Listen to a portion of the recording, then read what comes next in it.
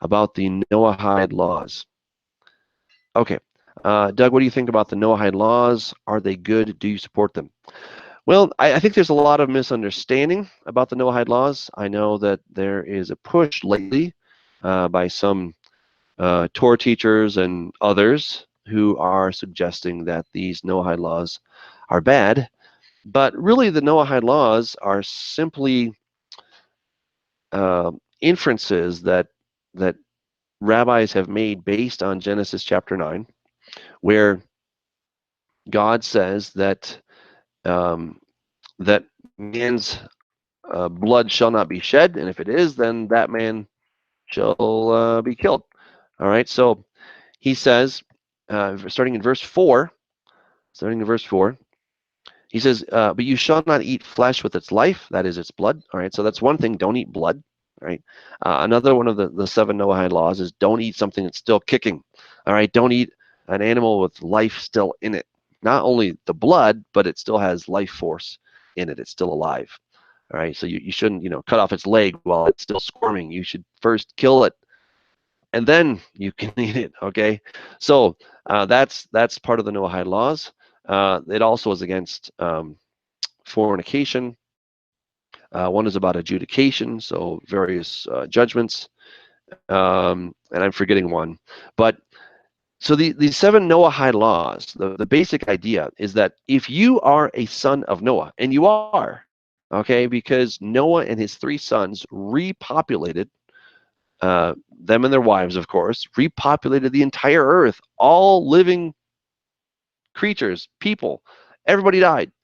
And these 8 people that are the only ones to repopulate the earth. So therefore, you are a son or daughter of Noah. And so these, according to the rabbis, according to this idea, these are the basic things that you ought to be doing. And I think they're good. I think they're good. I don't think that we see all of them, really specifically in the text, but I think it's fair to infer these from the text. Certainly, you shouldn't murder, right? That's definitely one. That's pretty obvious, and you shouldn't eat the blood. That's another one that's really obvious.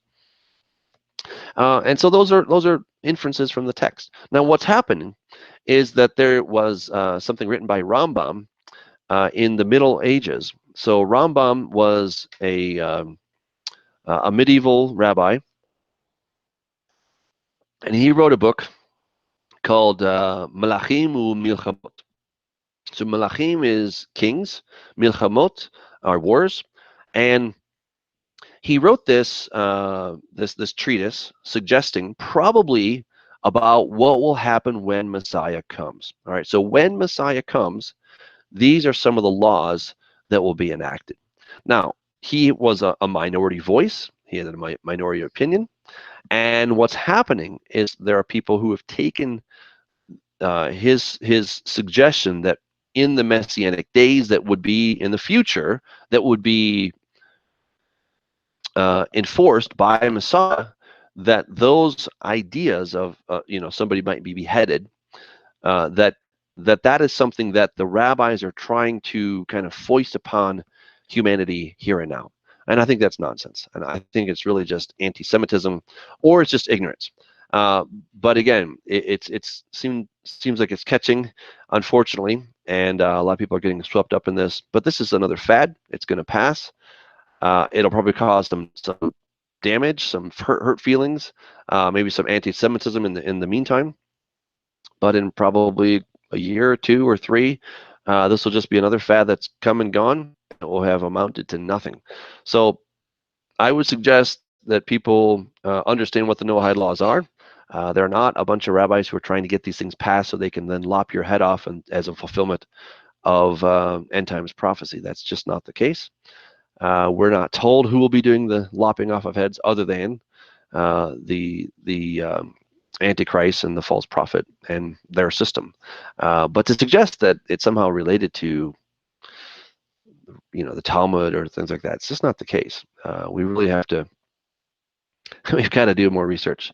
So here somebody says, beware the Noahide laws. Why? There's nothing wrong with the Noahide laws. Go research them. You'll see that they're just inferences from Genesis chapter 9. I would say beware of people who are making a big deal about the Noahide laws because it is another scare tactic. It's nothing is going to come of this.